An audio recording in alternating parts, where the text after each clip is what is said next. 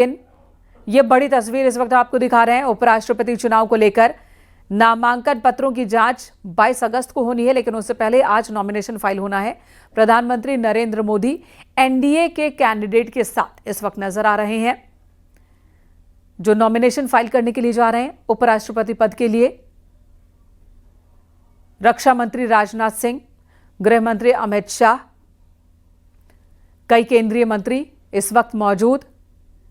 NDA शासित राज्यों के ये मंत्री मौजूद हैं। संसदीय कार्य मंत्री किरेन रिजिजू भी दिख रहे हैं। वहीं केंद्रीय मंत्री मनोहर लाल खट्टर, चिराग पासवान को भी आप देख पा रहे हैं शक्ति प्रदर्शन के साथ नॉमिनेशन फाइल करते हुए। उपराष्ट्रपति पद के लिए चुनाव होना है। उपराष्ट्रपति पद के लिए ही आज एनडीए कैंडिडेट की ओर से नामांकन दाखिल किया जाएगा। 4 सेट में नॉमिनेशन फाइल करेंगे राधाकृष्णन। अनूप गुप्ता हमारे सहयोगी इस वक्त हमारे साथ जुड़ चुके हैं। अनूप जी, तस्वीरें हम देख रहे हैं जहां एनडीए कैंडिडेट मौजूद हैं। बगल में ही प्रधानमंत्री नरेंद्र मोदी हैं, रक्षा मंत्री राजनाथ सिंह, गृह मंत्री अमित शाह और प्रधानमंत्री इस वक्त एनडीए कैंडिडेट का हाथ पकड़कर हंसते हुए नजर आ रहे हैं और प्रक्रिया शुरू हो गई है। इस बारे में बताएं, प्रोसेस के बारे में। बिल्कुल, देखिए 4 सेट में नामांकन का जो है वो इन्हें दाखिल कर रहे हैं ये, और तस्वीरों में आप सीधे देख सकते हैं कि किस तरीके से एनडीए के जो फ्लोर लीडर्स हैं, चाहे वो चिराग पासवान हो, जीतन राम मांझी हो, टीडीपी के नेता भी मौजूद हैं। हालांकि ये पहले कहा जा रहा था कि क्या टीडीपी का रूप कैसा रहेगा, तो तमाम चीजें हैं। एनडीए घटक दल के सभी बड़े लीडर, फ्लोर लीडर कह सकते हैं, वो इस नामांकन में इसमें सम्मिलित हैं। और प्रधानमंत्री नरेंद्र मोदी, गृह मंत्री अमित शाह, रक्षा मंत्री राजनाथ सिंह एक बड़े तरीके से पहले इनका यहाँ संसद भवन में स्वागत किया गया, और उसके बाद वो सीपी राधाकृष्णन संसद भवन के अंदर पहुंचे और प्रधानमंत्री कार्यालय पहुंचे, और उसके बाद प्रधानमंत्री नरेंद्र मोदी खुद उनकी अगुवाई करते हुए अभी राज्यसभा सचिवालय पहुंचे हैं, जहां पर नामांकन की प्रक्रिया जो है वो पूरी की जा रही है। अब तस्वीरों में आप देख सकते हैं राज्यसभा के महासचिव हैं, सेक्रेटरी जनरल हैं। प्रक्रिया कह सकते हैं कि अब पूरी कर ली जाएगी नामांकन की, और उसके बाद जो पूरा फोकस एनडीए का रहने वाला है वो रहने वाला है कि पिछले उपराष्ट्रपति को जितना मत मिला था उससे ज्यादा मत अब के चुनाव में मिले। एक शक्ति प्रदर्शन जो है वो बीजेपी और एनडीए की तरफ से की जानी है, क्योंकि देखिए पहले से कहा जा रहा है कि चूंकि ये साउथ से हैं, तमिलनाडु से हैं, ऐसे में क्या जो तमिलनाडु के जो राजनीतिक पार्टियां हैं वो समर्थन करेगी। इसके अलावा चूंकि कई राज्यों के ये राज्यपाल रह चुके हैं, तो जिन राज्यों में वो रहे हैं क्या वहाँ की राजनीतिक पार्टियां, चूंकि ये झारखंड के, महाराष्ट्र में अभी महाराष्ट्र के राज्यपाल थे, तो क्या ऐसे में महाराष्ट्र में जो शिवसेना उद्धव ठाकरे का गुट है, शरद पवार का गुट है, क्या इनको समर्थन मिलता है। हालांकि देखिए वॉकओवर तो विपक्षी खेमे की तरफ से मिला नहीं है, क्योंकि उन्होंने भी अपने उम्मीदवार के नाम की घोषणा की है जी। ऐसे में दिलचस्प होगा, लेकिन अंक गणित जो है वो पूरी तरीके से एनडीए के साथ है, और बहुत ही आसान तरीके से कह सकते हैं कि जिस तस्वीर को आप देख रहे हैं, आने वाले वक्त में आप राज्यसभा का संचालन करते हुए आप उनको देखेंगे, यानी उपराष्ट्रपति पद के तौर पर इनको आप देखेंगे। तो तस्वीरें हैं साफ तौर पे। अब कैंपेन शुरू होगा और सरकार चाहती है कि विपक्षी खेमा भी इनके साथ खड़ी हो। जी बिल्कुल, तो विपक्षी खेमे से भी अलग अलग राजनीतिक दलों से बातचीत की कोशिश सरकार की रहेगी कि जीत का अंतर बढ़ाया जाए। एनडीए के जितने वोट मिलने हैं वो तो मिले ही, जो विपक्षी गठबंधन है, इंडिया गठबंधन है, वहां से भी कुछ वोट मिल जाए और इस तरह से शक्ति प्रदर्शन दिखाने में और ज्यादा सफलता होगी। और कई फैक्टर्स ध्यान में रखे जाते हैं जब भी वोटिंग होती है।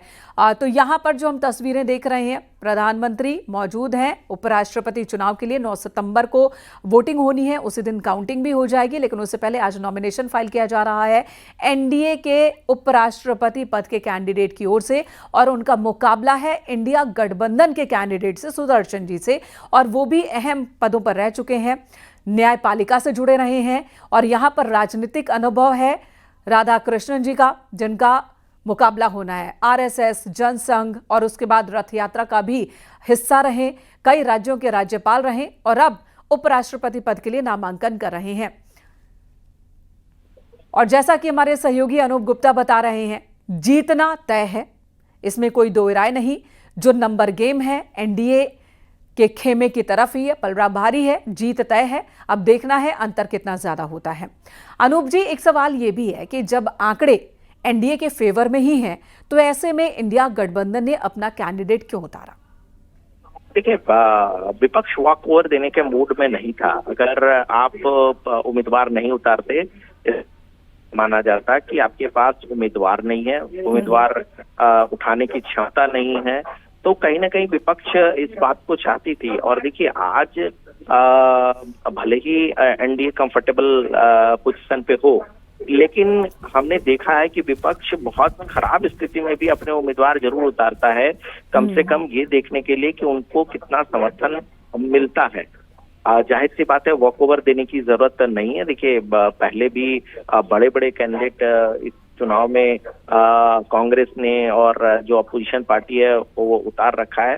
पहले से कांग्रेस को ये बात बखूबी पता है कि उन्होंने जिस कैंडिडेट को उतारा है वो चुनाव हार जाएंगे। लेकिन ये भी देखने वाली बात है कि जिस तरीके से उन्होंने साउथ के एक उम्मीदवार को कैंडिडेट बनाया है, साउथ के क्योंकि वो न्यायपालिका से जुड़े हुए हैं, तो ऐसे में आंध्र प्रदेश के जो राजनीतिक पार्टियां हैं उन पर एक तरह से दबाव है, तेलंगाना की जो राजनीतिक पार्टियां हैं उन पर दबाव है कि वो किसका समर्थन कर। हालांकि आपको बता दूं, चाहे वो टीडीपी हो या वाईएसआरसीपी पार्टी हो, सभी ने एक तरह से जगनमोहन रेड्डी की पार्टी हो, उन्होंने एक तरह से साफ कर दिया है कि ये जो एनडीए गठबंधन के जो उम्मीदवार हैं उनका ही समर्थन करेंगे किसी भी तरीके से।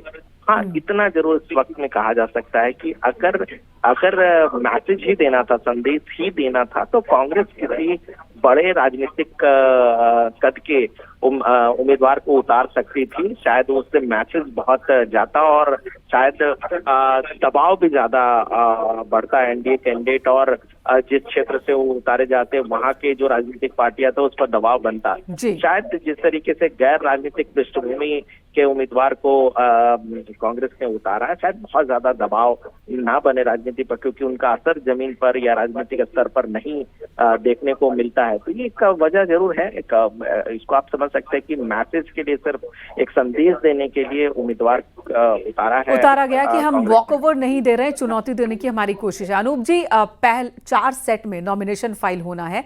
पहले सेट के प्रस्तावक बने प्रधानमंत्री नरेंद्र मोदी। क्या हर बार ऐसा होता है?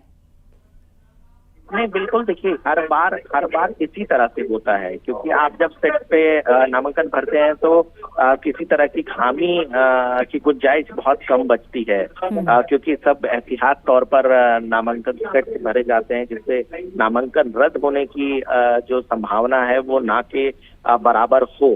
तो ये एक प्रक्रिया का अंग है, और चूंकि खुद प्रधानमंत्री नरेंद्र मोदी अगर नामांकन में है तो एक सेट का नामांकन में वो नॉमिनेट कर रहे हैं, तो ये अपने आप में बड़ा मैसेज भी है। और हमने देखा है कि पहले भी उपराष्ट्रपति पद का जब चुनाव हुआ था तो खुद प्रधानमंत्री नरेंद्र मोदी अगुवाई उन्होंने की थी। हालांकि आपको बता दूं कि इस चुनाव का पूरा जो संचालन का जिम्मा है वो रक्षा मंत्री राजनाथ सिंह के कंधों पर है। किरण रिजिजू जो है वो लगातार विपक्ष के नेताओं से बात करेंगे। तो अब आगे देखना होगा, क्योंकि वोटिंग जो है वो 9 सितंबर को है, तो उससे पहले किस तरीके से कितना विपक्ष के नेता, विपक्षी पार्टियां एनडीए को सहयोग करती है और कितने मार्जिन, कितने अंतर से जीत दर्ज कराती है। हालांकि जो सूत्र बता रहे हैं या बीजेपी के अनूप जी, हमारे दर्शकों को बताइए कि 4 सेट में जैसे नॉमिनेशन फाइल किया जा रहा है, कभी 2 सेट में नॉमिनेशन फाइल होता है किसी चुनाव में, तो अलग अलग सेट में नॉमिनेशन फाइल क्यों की जाती है?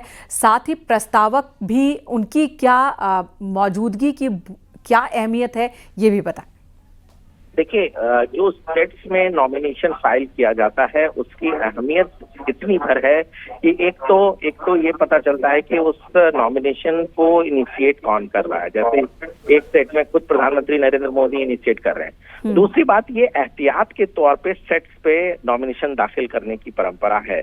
अगर कोई एक सेट किसी तरीके से उसमें कुछ खामी पाई जाती है, तो अगर मान लीजिए कि कोई कैंडिडेट है और किसी तरह की कोई खामी की वजह से जो राज्यसभा सचिवालय है, अगर किसी खामी की वजह से उनका नॉमिनेशन अगर रद्द कर दिया जाता है, तो इसका अर्थ आप समझिए, इसकी गंभीरता को आप समझिए कि फिर जो विपक्षी खेमा है वो अपने आप उनको जीत मिल जाएगी। क्योंकि देखिए, जब नामांकन वापस लेने की तिथि खत्म हो जाएगी, उसके बाद फिर कोई चारा नहीं बचता। और अभी तक सिर्फ विपक्ष के तरफ से एक कैंडिडेट और सत्ता पक्ष की तरफ से एक कैंडिडेट जो अभी तक वैलिड तरीके से वो नामांकन की सारी प्रक्रियाएं और जो क्राइटेरिया है उन्होंने पूरा किया है। देखिए, आपको और दूसरी बात बता दूं कि कई लोगों ने इससे पहले नामांकन दाखिल किया है इसी चुनाव उपराष्ट्रपति के लिए, लेकिन कोई ना कोई खामी होने की वजह से उनकी नामांकन प्रक्रिया रद्द की गई।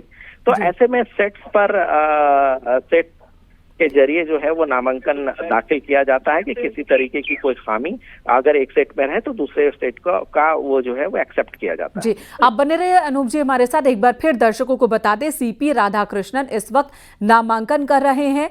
पहले सेट के नॉमिनेशन फाइल के प्रस्तावक बने हैं प्रधानमंत्री नरेंद्र मोदी, और ये पहले सेट के नॉमिनेशन की प्रक्रिया पूरी होती दिख रही है। प्रधानमंत्री ने प्रस्तावक के तौर पर पत्रों को आगे बढ़ाया और उसके बाद अधिकारी ने जांच की, और अब सीपी राधाकृष्णन इस वक्त हस्ताक्षर करते हुए, यानी कि पहला सेट इस वक्त फाइल कर दिया गया है। 21 अगस्त तक नॉमिनेशन फाइल की जा सकती है, आखिरी तारीख है। 22 अगस्त को नामांकन पत्रों की जांच होनी है और 25 अगस्त को नाम वापस लेने की अंतिम तारीख है। 9 सितंबर को वोटिंग होनी है उपराष्ट्रपति पद के लिए। 9 सितंबर को ही काउंटिंग भी हो जाएगी, यानी कि देश को नया उपराष्ट्रपति मिल जाएगा। जो परिस्थितियां हैं, जो आंकड़े हैं, उसके मुताबिक एनडीए कैंडिडेट का चुनाव, उनका चुना जाना तय माना जा रहा है। हालांकि इंडिया गठबंधन की ओर से चुनौती दी जा रही है और इंडिया गठबंधन की ओर से भी कैंडिडेट उपराष्ट्रपति पद के लिए घोषित किए गए हैं। तो उनका नॉमिनेशन अभी होना बाकी है, लेकिन उससे पहले शक्ति प्रदर्शन के साथ एनडीए गठबंधन की ओर से उपराष्ट्रपति पद के उम्मीदवार सीपी राधाकृष्णन ने नॉमिनेशन फाइल किया। केंद्रीय गृह मंत्री अमित शाह, रक्षा मंत्री राजनाथ सिंह, संसदीय कार्य मंत्री किरेन रिजिजू, तमाम केंद्रीय मंत्री, एनडीए शासित राज्यों के केंद्रीय मंत्री भी मौजूद, और उनकी मौजूदगी में नामांकन दाखिल किया सीपी राधाकृष्णन।